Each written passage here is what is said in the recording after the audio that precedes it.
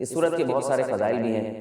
رسول اللہ صلی اللہ علیہ وسلم نے ارشاد فرمایا کہ قل هو اللہ احد ثلث القرآن، آپ صلی اللہ علیہ وسلم نے فرمایا کہ یہ صورت 1/3 قرآن ہے۔ حضرت قتادہ ابن نعمان رضی اللہ تعالیٰ عنہ سے روایت ہے کہ ایک شخص رات کو قل هو اللہ احد کی بہت کثرت سے تلاوت کرتے تھے جادو سے بچنے کے لیے۔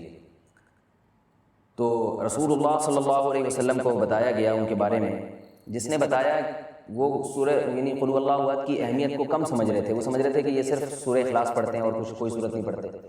تو جب نبی صلی اللہ علیہ وسلم کو بتایا گیا تو آپ صلی اللہ علیہ وسلم نے فرمایا انہا لتعدل ثلث القرآن، یہ 1/3 قرآن کے برابر ہے، یعنی یہ صورت معمولی نہیں ہے، ہلکی نہیں ہے۔ یہ صحیح بخاری میں یہ روایت مذکور ہے۔ اور حضرت ابو سعید خدری رضی اللہ تعالیٰ عنہ سے ایک روایت ہے، وہ اس میں ہے کہ ایک شخص رات کو صرف سورہ اخلاص کی تلاوت کیا کرتے تھے نماز میں، تو ان کی شکایت لگائی گئی نبی صلی اللہ علیہ وسلم سے۔ شکایت لگانے والے نے یعنی شکایت لگانے والے کا مقصد شکایت نہیں تھا، ایک علمی بات پر مطلع ہونا مقصد تھا۔ تو انہوں نے نبی صلی اللہ علیہ وسلم کو بتایا کہ یہ صرف سورہ اخلاص پڑھتے ہیں، یعنی وہ بھی سمجھ رہے تھے کہ یہ تو ایک چھوٹی سی صورت ہے اور بھی قرآن پڑھنا چاہیے۔ تو آپ صلی اللہ علیہ وسلم نے اس موقع پر بھی فرمایا کہ انہا لتعدل ثلث القرآن، فرمایا کہ یہ صورت 1/3 قرآن کے برابر ہے، یعنی یہ صورت معمولی صورت نہیں ہے۔ حضرت عائشہ رضی اللہ تعالیٰ عنہ سے روایت ہے کہ آپ صلی اللہ علیہ وسلم جب بستر کی طرف جاتے تو آپ صلی اللہ علیہ وسلم قل هو اللہ احد، قل اعوذ برب الفلق، قل اعوذ برب الناس، یہ تینوں صورتیں پڑھ کے اپنے ہاتھ پہ پھونک مارتے اور اپنا ہاتھ پورے جسم پہ پھیر لیتے۔ یہ اہتمام آپ صلی اللہ علیہ وسلم نے اس وقت فرمایا جب آپ صلی اللہ علیہ وسلم پر جادو ہوا، اس کے بعد آپ صلی اللہ علیہ وسلم کا ہمیشہ یہ معمول رہا ہے۔ یہ بھی صحیح بخاری کی روایت ہے۔ صحیح بخاری کی ایک اور روایت میں ہے کہ حضرت عائشہ رضی اللہ تعالیٰ عنہ فرماتی ہیں کہ ایک مرتبہ رسول اللہ صلی اللہ علیہ وسلم نے جہاد کے لیے ایک لشکر بھیجا، تو اس میں جو امام تھے وہ سورہ اخلاص کی بہت زیادہ تلاوت کیا کرتے تھے نماز میں۔ صحابہ کرام کا جب یہ لشکر واپس لوٹا ہے تو آپ صلی اللہ علیہ وسلم کو بتایا گیا کہ یہ سورہ اخلاص بہت زیادہ پڑھتے تھے نماز میں۔ تو آپ صلی اللہ علیہ وسلم نے ان سے پوچھا کہ تم یہ کام کیوں کرتے تھے، سورہ اخلاص تم اتنی زیادہ کیوں پڑھتے تھے؟ تو ان صحابی نے فرمایا کہ اس میں رحمان کے اوصاف بیان کیے ہیں، اللہ کی حمد و ثنا ہے، اور اس وجہ سے مجھے اس سورت سے محبت ہے، یعنی محبت ہے جس کی وجہ سے میرا دل چاہتا ہے میں اس کی بار بار تلاوت کروں۔ تو آپ صلی اللہ علیہ وسلم نے فرمایا کہ صحابہ سے فرمایا کہ ان کو خبر دے دو کہ اللہ بھی تم سے محبت کرتے ہیں۔ یہ بھی سورت کی ایک بہت بڑی فضیلت ثابت ہوتی ہے۔ اور عبد الرحمن ابن ابزہ رضی اللہ تعالیٰ عنہ سے روایت ہے کہ رسول اللہ صلی اللہ علیہ وسلم وتر کی نماز میں پہلی رکعت میں سبح اسم ربک الاعلی، دوسری میں قل یا ایھا الکافرون، اور تیسری رکعت میں سورہ اخلاص کی تلاوت کیا کرتے تھے۔ تو وتر میں تیسری رکعت میں سورہ اخلاص کا پڑھنا یہ فضیلت کی چیزیں ہیں۔ حضرت عقبہ ابن عامر رضی اللہ تعالیٰ عنہ سے روایت ہے کہ میں ایک مرتبہ رسول اللہ صلی اللہ علیہ وسلم سے ملا تو آپ صلی اللہ علیہ وسلم نے فرمایا کہ کیا میں تمہیں ایسی صورت کی خبر نہ دوں کہ نہ وہ صورت اللہ نے تورات میں نازل کی، نہ ایسی صورت اللہ نے انجیل میں، اور نہ ہی ایسی صورت اللہ نے کسی اور مقام پہ قرآن مجید میں نازل کی۔ میں نے عرض کیا ضرور یا رسول اللہ۔ تو آپ صلی اللہ علیہ وسلم نے فرمایا وہ صورتیں قل هو اللہ احد، قل اعوذ برب الفلق اور قل اعوذ برب الناس ہیں۔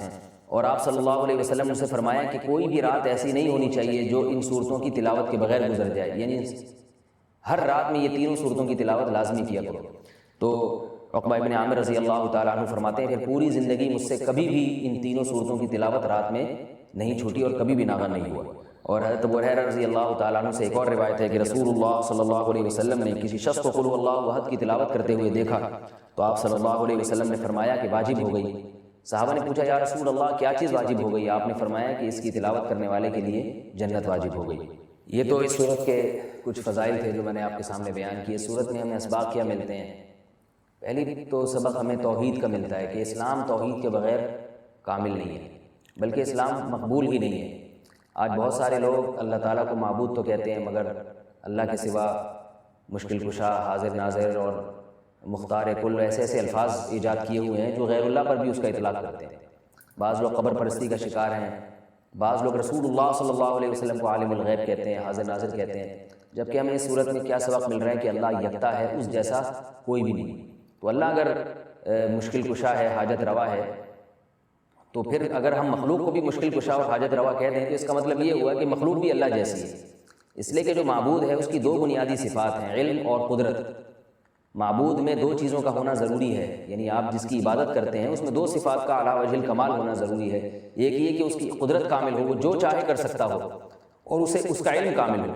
جیسے کہ قرآن مجید میں آتا ہے اللہ الذی خلق سبع سماوات ومن الارض مثلہن یتنزل الامر بینہن لتعلموا ان اللہ علی کل شیء قدیر وان اللہ قد احاط بکل شیء علما.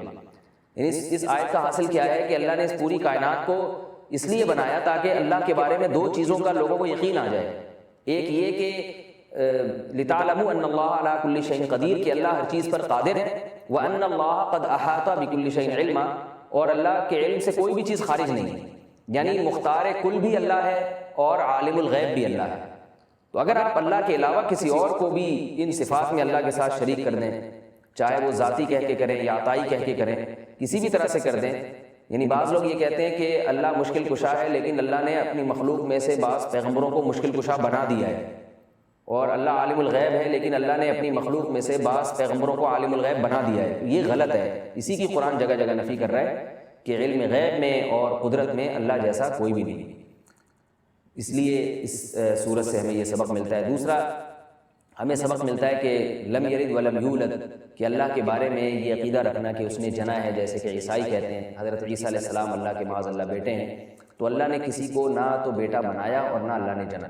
بعض عیسائی کہتے ہیں کہ اللہ نے حضرت عیسیٰ کو جنا ہے معاذ اللہ، لیکن عیسائیوں میں جو جمہور ہے وہ یہ کہتے ہیں کہ اللہ نے جنا تو نہیں ہے لیکن اللہ نے ان کو اپنا بیٹا بنا لیا، یعنی بیٹے جیسے ہیں.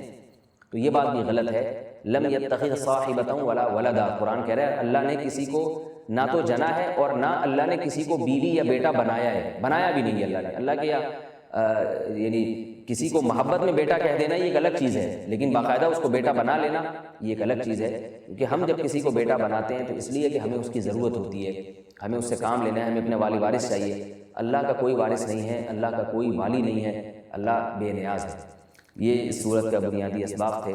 اللہ تعالی ہمیں اس صورت کے تقاضوں کو سمجھنے کی اور اس پر پوری طرح عمل کرنے کی توفیق عطا